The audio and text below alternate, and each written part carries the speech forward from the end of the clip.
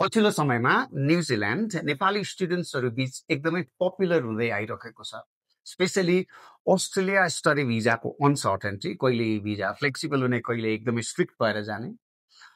United states of अमेरिकाको visa condition एकदम पोर, त्यसपछि ट्रम्पको एकदमै फ्लक्चुएटिङ पोलिसी छ, जसले गर्दाखेरि न्युजिल्यान्ड प्रति स्टुडेन्टहरूको इन्ट्रेस्ट बढ्नु पनि स्वाभाविक हो। र यति बेला तपाईले स्पेशली जब अस्ट्रेलियाको स्टडी भिजा रिजेक्सन रेट बढ्न थाल्यो, सोशल मिडियामा तपाईले न्युजिल्यान्ड स्टडी को बारेमा चाहिँ प्रमोसनल भिडियोजहरू धेरै देख्नुहुन्छ। न्युजिल्यान्ड स्टडीका बेनिफिट्सहरूको बारेमा प्रमोसन गरिरहेको भिडियोजहरू देख्नुहुन्छ। डिपेन्डेन्ट लान सजिलो, पिएसडब्ल्यू सजिलो, पिआर सजिलो, etcetera etcetera.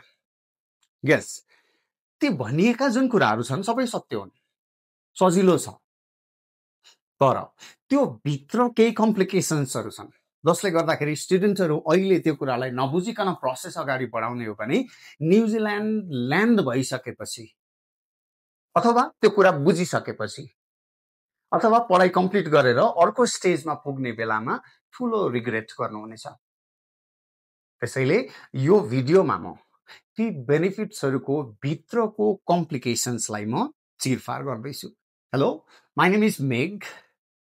I'm your English teacher and abroad study consultant. यो भिडियोलाई अन्तिमसम्म हेर्नुभयो भने न्युजिल्यान्ड स्टडीको बेनिफिट्स भित्र देखिएका हुने कम्प्लिकेसन्सको बारेमा क्लियर हुनुहुनेछ, जसले गर्दा तपाईलाई न्युजिल्यान्ड स्टडीको प्रोसेसलाई अगाडि बढाउँ कि नबढाउँ भन्ने विषयमा डिसिजन गर्न सजिलो हुन्छ। साथै यसपछि जब तपाईँ कन्सल्टेन्टसँग कन्सल्ट गर्न जानुहुन्छ, यी विषयमा क्वेसन रेज गरेर अझ क्लियर पनि हुन सक्नुहुन्छ। न्युजिल्यान्ड स्टडीको बेनिफिट्सहरूलाई चाहिँ चिरफार गर्ने कुरामा पहिला कुरा गरौँ पार्ट टाइम जब अपर्च्युनिटीको। न्युजिल्यान्ड गएर पढ्न थालेपछि तपाईले हप्ताको 25 आवर्स काम गर्न पाउनुहुन्छ।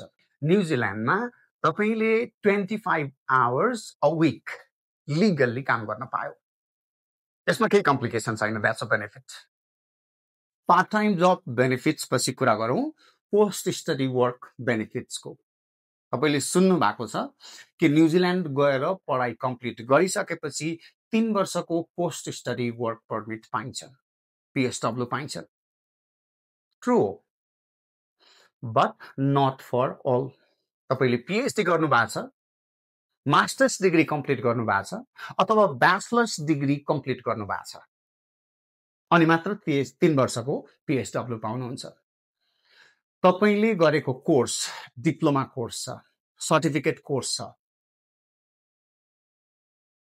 त्यसमा तपाईले पिएसडब्ल्यू पाउँदैन। यदि तपाई पिएसडब्ल्यू पाउन चाहनुहुन्छ भने तपाईले गरेको डिप्लोमाको क्रेडिट लिएर तपाईलाई ब्याचलर्स डिग्री कम्प्लिट गर्नुस् अथवा मास्टर्स डिग्री कम्प्लिट गर्नुस्, अनि मात्र 3 वर्षको पिएसडब्ल्यू पाउँछ। जस्तो तपाईले 2 वर्षको डिप्लोमा गर्नु भएको छ, अब त्यो 2 वर्षको डिप्लोमाको क्रेडिट लिएर तपाईले ब्याचलर्स डिग्री कम्प्लिट गर्नुभयो भने अपछि तपाईले 3 वर्षको पिएसडब्ल्यू पाउनुभयो। और तपाईले डिप्लोमा गर्नु भएको छ, तपाईले जुन कोर्समा डिप्लोमा गर्नु भएको छ हाईली सर्टेज स्किल लिस्ट, जसलाई न्युजिल्यान्ड गभर्नमेन्टले ग्रीन लिस्ट भनेको छ। यदि तपाईले गरेको डिप्लोमा ग्रीन लिस्टमा पर्छ भने चाहिँ अब तपाईले त्यो डिप्लोमा कति समयको गर्नुभयो, कम्तीमा 30 विक्स अथवा 1 वर्ष भनौँ, 1 वर्षको गरेको हुनु पर्यो, त्यो बराबरको पिएसडब्ल्यू पाउँछ। तपाईको सब्जेक्ट ग्रीन लिस्टमा छ र 1 वर्षको डिप्लोमा गर्नु भएको छ भने 1 वर्षको पिएसडब्ल्यू पाउनुभयो। 2 वर्षको छ र ग्रीन लिस्टमा छ भने 2 वर्षको पिएसडब्ल्यू पाउनुभयो। यो बुझ्नु आवश्यक छ। सबैले डाइरेक्टली पढाइ कम्प्लिट गर्ने साथ 3 वर्षको पिएसडब्ल्यू पाउँदैन। अब पिआर को हिसाबले पनि न्युजिल्यान्डको प्रोसेस चाहिँ स्ट्रेट फरवर्ड छ, तर पनि त्यहाँभित्र केही कम्प्लिकेसन्सहरू छन्, त्यो बुझ्नुपर्छ। जस्तो तपाईले मास्टर्स डिग्री कम्प्लिट गर्नुभयो नि, मास्टर्स डिग्री कम्प्लिट गरेको 1 वर्षमा नै तपाईले पिआर प्रोसेसमा जान सक्नुहुन्छ। न्युजिल्यान्डमा 3 किसिमका मास्टर्स डिग्री हुन्छन्, 1 वर्षको मास्टर्स डिग्री, 1.5 वर्षको मास्टर्स डिग्री और 2 वर्षको मास्टर्स डिग्री। जुनसुकै मास्टर्स डिग्री कम्प्लिट गर्नुहोस्, त्यस पछाडि तपाईले 1 वर्ष काम गरेको आधारमा PSW पाउनुहुन्छ। तर याद गर्नुहोस्, तपाईले गरेको मास्टर्स डिग्री ग्रीन लिस्टमा छ भने मात्रै, तपाईले मास्टर्स गरेको डिग्री जुन ग्रीन लिस्टमा छ प्लस तपाईले वर्क पनि फुल टाइम वर्क एक्रिडेटेड इम्प्लोयरबाट 1 वर्ष कम्पनीमा काम गर्नु भएको छ, फुल टाइम काम गर्नु भएको छ भने अब तपाई PR प्रोसेसमा इन्ट्री हुन पाउनुभयो। त्यस्तै मास्टर्स डिग्री जेनरली गर्नु भएको छ, जेनरल मास्टर्स गर्नु भएको छ भने 3 वर्ष न्युजिल्यान्डको एक्रिडेटेड इम्प्लोयरबाट 3 वर्ष फुल टाइम काम गरिसकेपछि तपाईले PSW प्रोसेसमा इन्ट्री गर्न पाउनुहुन्छ। ब्याचलर्स डिग्रीको केसमा पनि 3 वर्षको पढाइ कम्प्लिट गरिसकेपछि तपाईले 3 वर्ष न्युजिल्यान्ड गभर्नमेन्टबाट एक्रिडेटेड इम्प्लोयरबाट 3 वर्ष फुल टाइम काम गरिसकेपछि अब तपाई PR प्रोसेसमा इन्ट्री गर्न पाउँछ। यदि तपाईको कोर्स डिप्लोमा मात्र छ भने अब त्यहाँनेरि कम्प्लिकेसन्सहरु धेरै फेस गर्नुपर्ने हुन्छ। यो भयो पर्मानेन्ट रेजिडेन्सी अथवा PR को कुरो। अब डिपेन्डेन्टको कुरो। तपाई न्युजिल्यान्डमा पढ्न जान चाहनुहुँदैछ र तपाईसँग डिपेन्डेन्ट छ भने उसलाई सँगै लिएर जान पाउनुहुन्छ। जुनसुकै कोर्समा PhD गर्नुहोस्, मास्टर्स गर्नुहोस्, ब्याचलर्स गर्नुहोस्, डिप्लोमा गर्नुहोस्, तपाईले बच्चा पनि लिएर जान पाउँछ।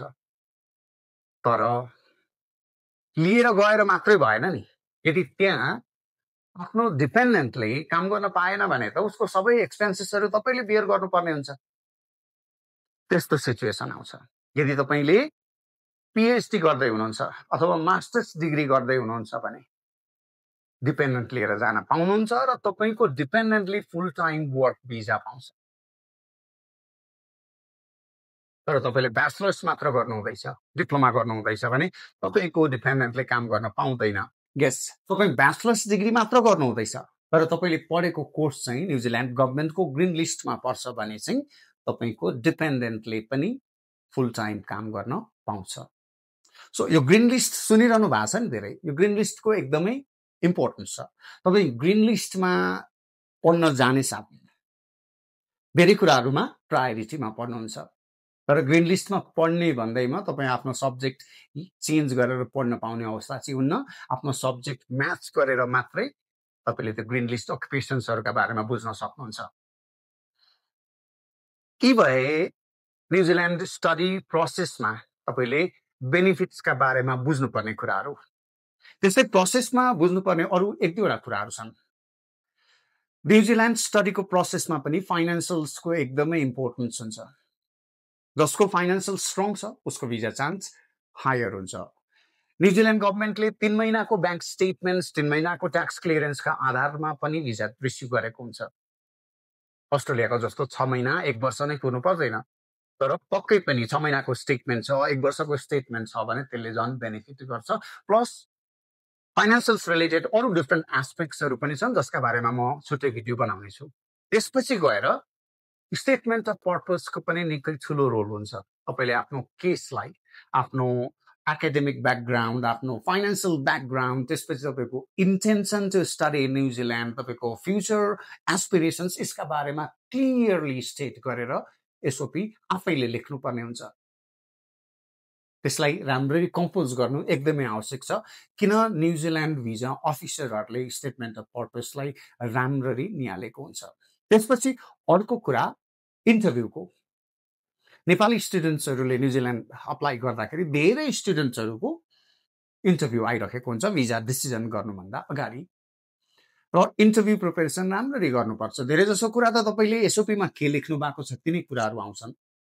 तर पनि प्रिपरेसन राम्रो हुनु प्लस तपाईको इंग्लिश स्पिकिङ लेभल पनि राम्रो हुनु भिजा सिचुएसनका लागि, भिजा लिनका लागि एकदमै बेनिफिशियल हुन्छ। यदि तपाईले सबै कुराहरु राम्रो गर्नुभयो, फाइनान्शियल्सहरु पनि एकदमै राम्रो छ, तर तपाईको इंग्लिश स्पिकिङ कमजोर थियो, त्यसैले गर्दाखेरि इन्टरभ्युमा सोधेका कुराहरुलाई तपाईले राम्ररी रेस्पोन्ड गर्न सक्नु भएन भने तपाईको जतिसुकै स्ट्रङ केस हुँदा पनि भिजा रिजेक्सनको रेट एकदमै हाई हुन्छ। सो यी सबै कुराहरुलाई कन्सिडर गरेर तपाईले डिसिजन गर्नु होला whether to move ahead with the process for studying in New Zealand or not. Confusion हुँदाखेरि तपाईले आफ्नो कन्सल्टेन्टलाई राम्ररी यी कुराहरूको बारेमा सोधेर बुझेर क्लियर भएर मात्र अघि बढ्नु होला। होइन न्युजिल्यान्डमा ल्यान्ड भइसकेपछि जब कुरा बुझिन्छ त्यसपछि तपाईले कन्सल्टेन्टलाई सराप्नुदेखि बाहेक अरू केही पनि गर्न सक्नुहुन्न। सफर गर्ने तपाईले नै हो। न्युजिल्यान्ड स्टडीसँग रिलेटेड डिफ्रेन्ट अदर एस्पेक्ट्सको बारेमा अरू भिडियोजहरू लिएर आउनेछु। मेरो च्यानललाई सब्सक्राइब गरिदिनु होला।